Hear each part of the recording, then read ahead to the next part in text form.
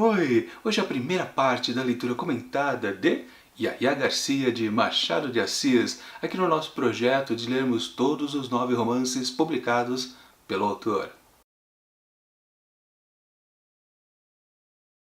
Esse projeto de leitura de todos os romances de Machado de Assis começou lá no ano passado, em 2018, e o projeto, sim, já previa ler todos os 9 que ele publicou na sua carreira. Só que não deu certo, eu acabei lendo apenas 6 deles, e o restante, os últimos 3, claro, vai ficar aqui para 2019, sempre um por mês. O mesmo esquema que era antigamente. Enfim, começamos então com Yaya Garcia, que trata-se, na verdade, do último livro que ele compôs na sua fase romântica, o quarto deles. Pois logo em seguida ele publicaria Memórias Póstumas de Brás Cubas e mudaria completamente o rumo da sua carreira. Bom, e sendo esse livro aqui um livro da fase romântica, sim, temos uma história romântica que a gente pode, claro, perceber muito facilmente quando a gente começa a ler esse lote de capítulos iniciais. Aliás, é do capítulo 1 até o capítulo 7. E disso a gente já pode fazer um certo comentário, porque dá para perceber que esses capítulos aqui são mais longos do que os tradicionais da sua fase romântica.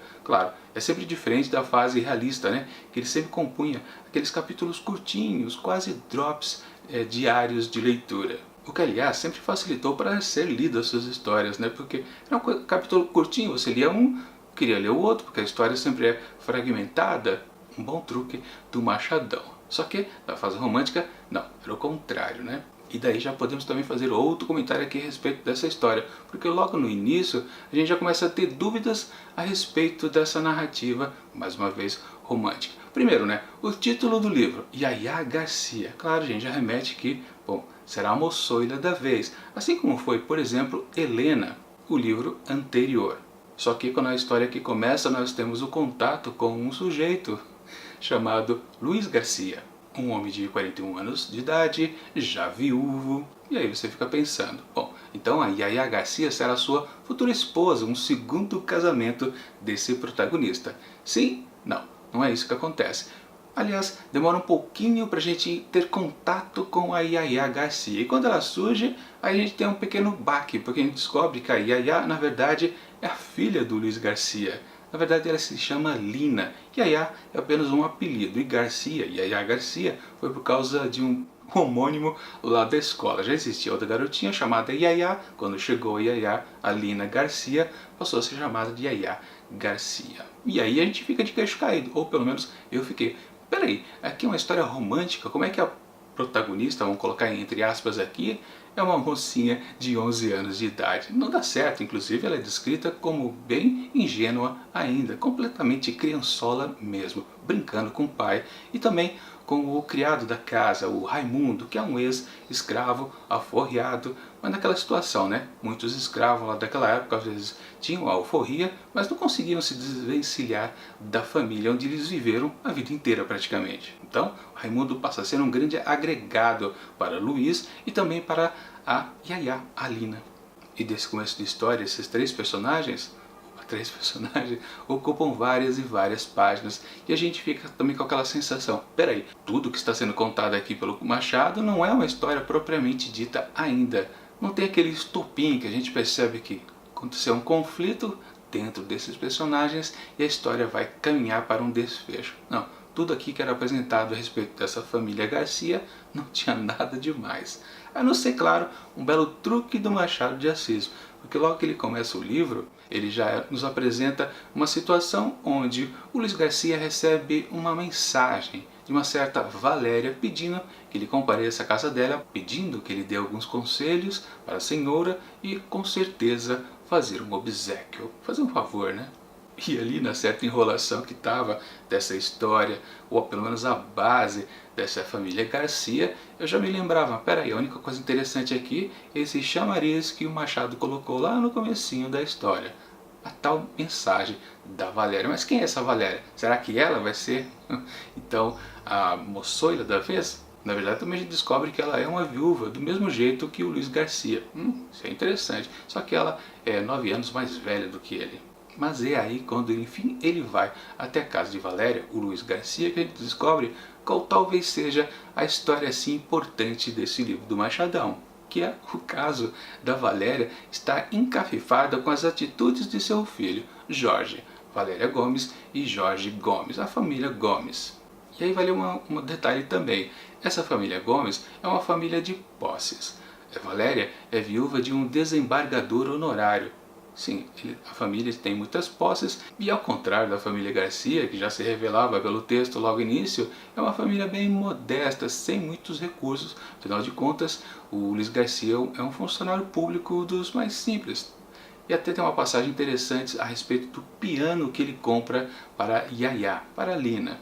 O que confirma bastante que ele não tem lá muito o que gastar, mas acaba comprando um piano que talvez não devesse. Mas aqueles comentários sociais do Machado de Assis que a gente sempre percebe nas suas histórias, desde lá do comecinho da sua fase romântica e, claro, ganhou muito mais força na sua fase realista. Mas enfim, o detalhe que eu queria dizer aqui, no começo da história tínhamos um protagonista, ou que parecia ser o protagonista, não rico. Isso sempre a gente viu na sua fase romântica, mesmo na fase realista, que os personagens protagonistas tinham grana. Eles sempre eram ricos, praticamente dandies, que só viviam para o romance, né?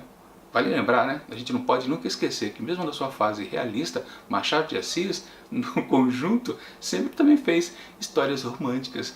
Claro, ele tinha um tratamento mais realista, literário, realista, da fase do realismo brasileiro, mas no fundo as histórias ainda tinham um pé, né, no romantismo. E sim, o romantismo aqui está em cima do Jorge Gomes, porque ele tem um certo interesse amoroso. Mamãe Valéria não gostou e quer dissuadi-lo disso. Tentou convencer, não, desiste dessa pessoa, ela não serve para você. Jorge, filhinho, não quis desistir. Então, o que ela fez? Então faz o seguinte, já que você não quer esquecer, vá para a Europa, fique alguns meses lá, talvez algum ano, estudando, fazendo alguma coisa. É um jeito de separar casalzinhos, né? Principalmente naquela época. Mas ele também não aceitou. E aí vem uma parte muito curiosa aqui do livro do Machado de Assis. Qual é a outra ideia que a mamãe Valéria tem para o seu filhinho Jorge? Para acabar com o romance dele, que ela não está gostando. Ela quer mandar ele para a guerra. Sim, estamos na guerra lá em 1866, na época da Guerra do Paraguai. E vejam só que absurdo que ela propôs. E a função ali do Luiz Garcia é justamente falar com o com Jorge e tentar convencê-lo a ir para a guerra. Esse é um pedido mais esdrúxulo. Se foi esdrúxulo para o próprio filho, mais ainda para claro, uma pessoa que tem contatos com a família, mas pedir para que o cidadão aceite ir para a guerra, só para não poder ter um enlace amoroso com uma certa pessoa, uma mulher misteriosa. Daquela pequena conversa que Luiz tem com Jorge depois, mesmo dizendo para a mãe dele, a Valéria, que ele não pediria um absurdo desse para o conhecido Jorge, né? Como é que se convence uma pessoa a ir para a guerra? Não tem cabimento, mas depois ele acaba aceitando. E quando ele conversa com Jorge, o máximo que ele consegue perceber é que provavelmente é uma senhora casada. Por isso que mamãe Valéria não quer aceitar de jeito nenhum esse lance amoroso. O curioso é que a gente acaba descobrindo que esse quiprocó super interessante que o Machado colocou aqui nessa história, resulta que o Jorge acaba aceitando ir para a guerra. Porque, claro, a moçoila, pelo jeito, não quis nada com ele. Claro que até agora a gente estava num tom de mistério aqui na história do Machado de Assis. Também uma coisa meio diferente, não muito usual, que não aconteceu lá nos outros contos, nos outros romances da sua fase romântica. Mas é justamente quando ele diz que vai para a guerra, que aí o narrador aqui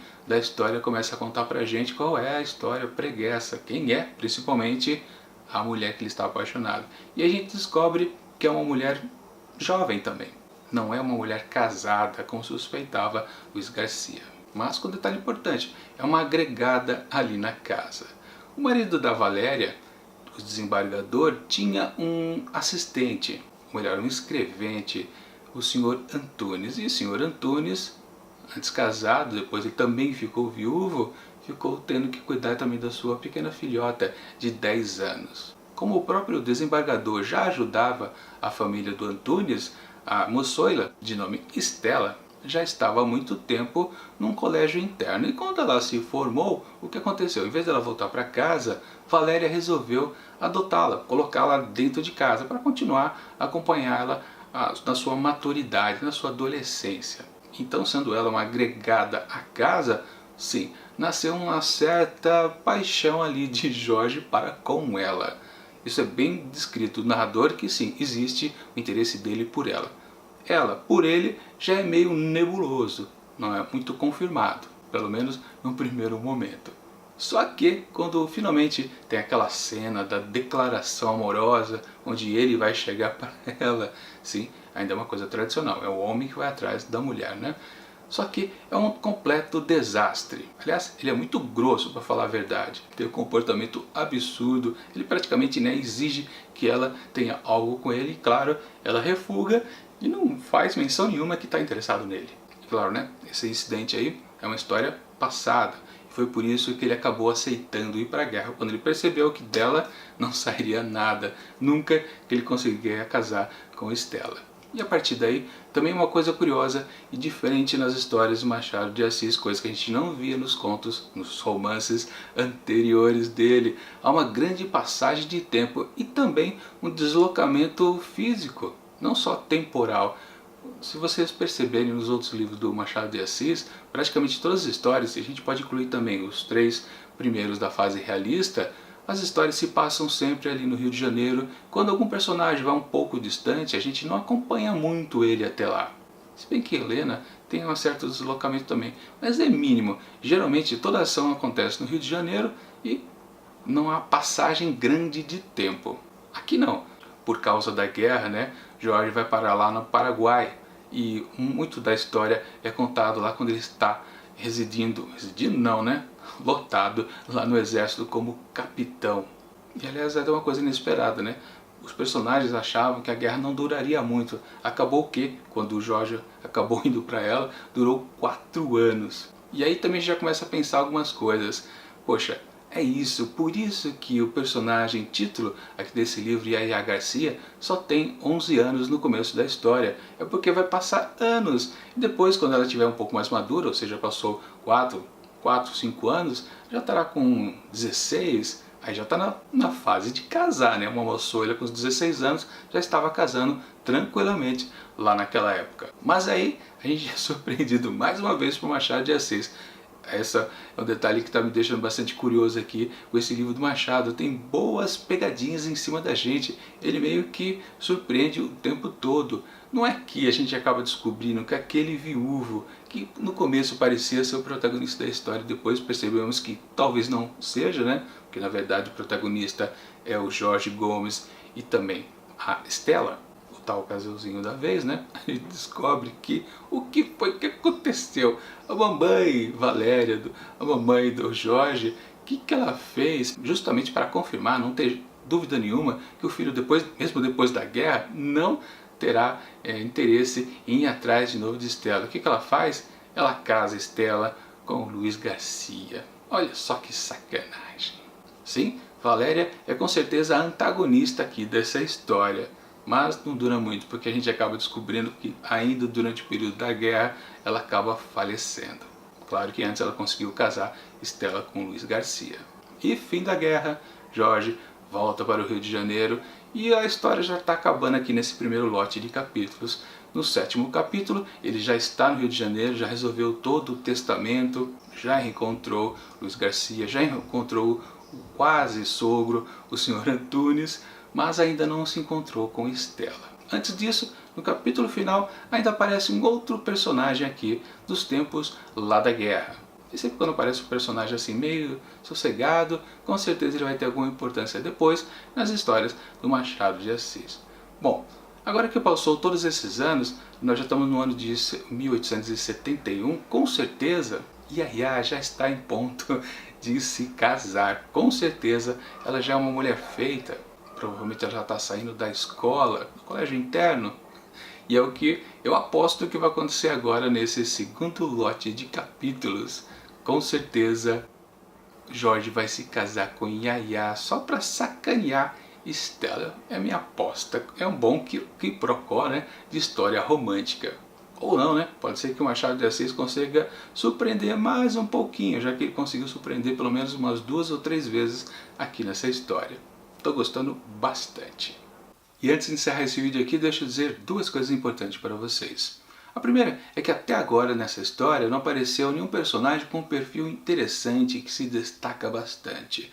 Todos eles praticamente são a mesma coisa, não há nada que chame atenção. Muito diferente do livro anterior, livro da fase romântica, obviamente, que foi Helena, onde justamente a protagonista Helena, que era uma moçoila de 16, 15 anos, se eu não me engano, que era muito inteligente, muito perspicaz, num tom bem acima dos demais personagens. E claro, comparando com todos os outros livros da fase romântica, ela se destacava completamente. E ficava ali no mesmo patamar, por exemplo, de Bentinho de Dom Casmurro, ou então o Rubião lá de Memórias Póstumas de Brás Cubas. Claro que eram personagens também meio amalucados, eu diria, mas complexos. Mas aqui, por enquanto, não tem ninguém que chega perto, ao menos, de Helena, quanto mais dos malucos Bentinho e Rubião. Enfim, mas outra coisa que eu quero dizer para vocês é que eu estou fazendo a leitura aqui dos livros Machado de Assis, acompanhando esse box, os livros desse box da Nova Fronteira. Vocês sabem, né? São 3 volumes que contêm todos os 9 romances publicados por Machado de Assis e mais alguns contos selecionados. E se você quer fazer essa leitura junto comigo, né? Essa leitura comentada, que ainda vai ter mais 2 partes e depois a resenha tradicional, eu deixo aqui na descrição do vídeo um link para você poder adquirir esse box através da Amazon. Sempre lembrando, se você faz a compra por esse link, você acaba ajudando o Montado de Livros, porque eu ganho aquela comissãozinha de vendedor. Isso ajuda bastante e vocês acabam pagando nada mais por isso. É o preço normal da loja. Enfim, era isso que eu queria dizer para vocês. E agora eu espero que vocês possam acompanhar o próximo vídeo de leitura comentada com a segunda parte, já no próximo domingo, que será do capítulo 8 até o 12. Mas enquanto o próximo vídeo não chega, eu deixo aqui do lado dicas e resenhas a respeito dos livros de Machado de Assis que eu fiz no ano passado. E tchau!